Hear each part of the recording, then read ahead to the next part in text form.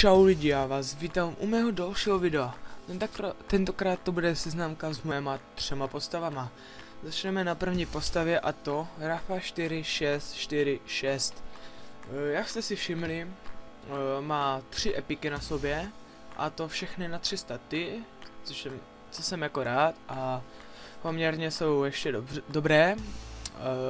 V inventáři mám 4 epiky a ty si šetřím do věže na ty pomocníky. Elíky XXL na štěstí, střední mám na výdrž, což bych chtěl vyměnit, a na obratku na prdele. Aspoň jsem to použil, aspoň nějaký elík. Tady mám tygra na 14 dní, to je dobrý.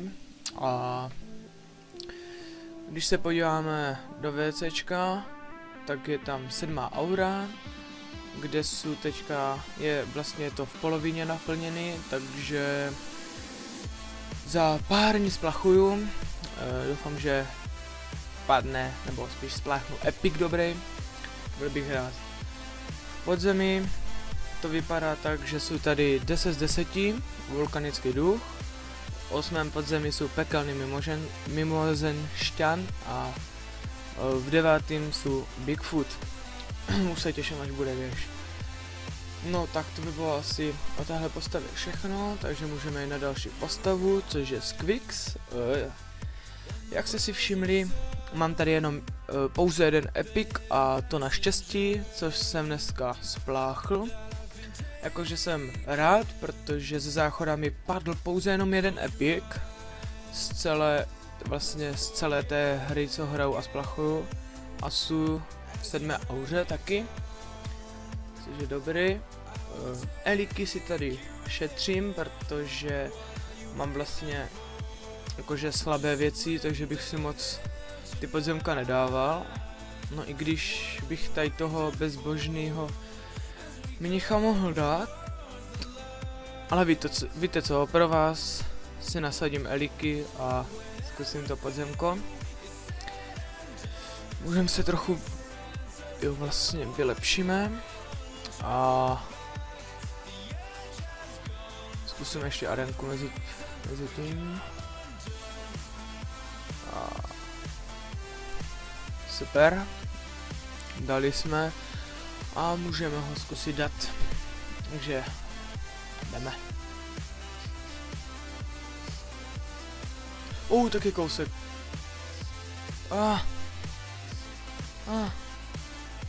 Do 15 hub. A teď to nechám běžet. To bylo ale se tak vyrovnaně, kdybych dával větší kritiky. Já chci kritiky, ne ty. A víte co, pro vás do 10. A nechám to chvilku běžet. Tak ne.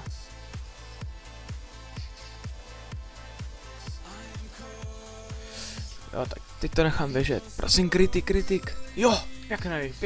Pojď ještě jeden. Pojď ještě. Nevadí. Pěkný kritik ze začátku. Pojď ještě. Vydrž. On nevydržel. Takže jdeme ještě 10 hub. Pojď. On dal kritik.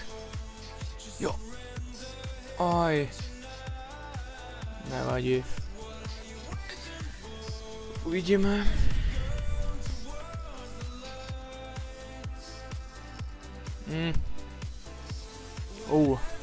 To je fakt málo.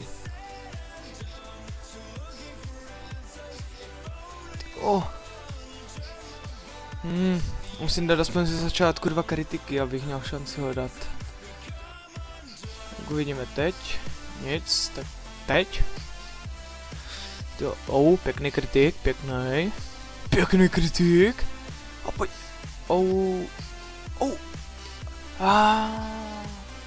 On to nevydržel, no nevadí. Tak pojď ještě.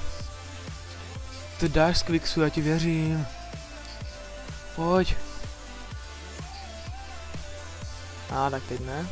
Ještě 3 houby. Tak teď byl hezky.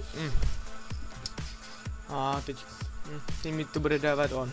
Další kritik. 2 houby.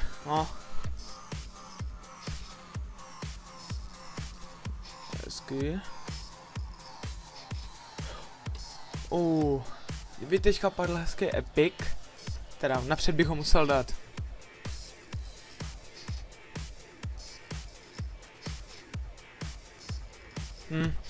Takže tahle houba neprospěla. Jej, 20 hub jsem do něho dal a nic. No nevadí, takže si dáme úkol.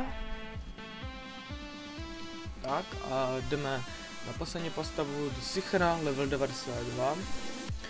Na sobě má 4 epiky, a to 1 na štěstí, a 2 na 3 staty a 1 na všechno. Zatím jsou dobré, i když ten prsten by mohl taky vyměnit, možná i ty rukavice, ale jako ještě ujdou na sobě. A když se eliky vlastně nemám žádné, ale mám je v inventu, ale taky je můžu kvůli vám dát a můžu dát do pozemka 10 hub. Ale jo, dám, takže si dám jeden na to. Jo, tak. A můžu se vlastně i vylepšit. Jsem šetřil goldy, takže byl bych rád, kdybych dal nějaký to pozemko hned na poprvé. Jo, teďka máme hodně goldů, když jsem šetřil. Jo, hezky vylepšíme.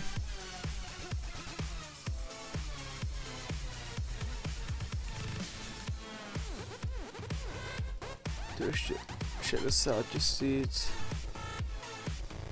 40. Takže jsem šetřil, no. Tak, máme si trošku do výhybka, zkusíme arénu.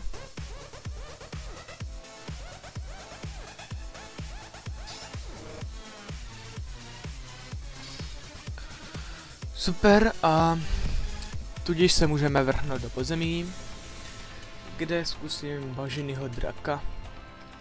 Tak pojď ty, dneska padneš, kamaráde. Super, je down, což jsem rád. Jsem level 93. Hned prostě na poprvé. Bažina Gorgona. Tyjo. Nevím, koho bych zkusil. Já zkusím zelenkavýho gremlina. Ne, tak zkusím tu Gorgonu. Kolik? Super! Je down. A akorát, že ne epická zbraň, ale to asi nepoužiju. Ne, tu vyhodím. Tudíž se ještě můžu trošku vylepšit. Mám do výdrže. Tak, podívám se do cechu, co mám blika a nic. A můžeme jít ještě do podzemí. Tady je jedovatý drak. Já zkusím ohnivýho štíra. Super! Lol, je down. Ale zase není epic, jej. Asi level 94. Což je super. A ještě bych se mohl... Dáme do kritiku. Teď by bylo super, kdybych dal ještě toho zelenkavýho. Ne. Tak zkusíme ohnivýho baziliška. Ne, ale ten padne, kámo. Yes! A epic na všechno. Myslím si, že je lepší. Ano, je lepší, super. Ten bych si mohl šetřit do záchodu. A i tak Erik se ještě nechám. Super, aha. I když to má být seznamka, tak vám ještě můžu říct oni, že mi tady padl další epic. Co jste viděli? No, to je jedno. Podívám se, mám do cechu nic, takže můžeme jít ještě do toho, do podzemí. Já nevím, koho teď mám zkusím. Já zkusím hlavohruda. Ne. Tak zkusím jedovatýho draka. Ty vogo. A zelenkavýho ne. Tady teďka ty dvě houby investuju do obou. Yes! A hlavohrud je dole. Au, skoro 95, skoro. Co si můžeme hodit a ještě se vylepšíme, aby jsme mohli dát toho jedovatýho draka. Proč ne? Tak prosím, ty paneži, prosím, padni. A tak ten nepadl. No nevadí, ale jsem rád, že jsem dal v tímhle videu těch pár podzemek. No nic, tak já se s váma loučím a uvidíme se u dalšího videa. Mějte se. Čau.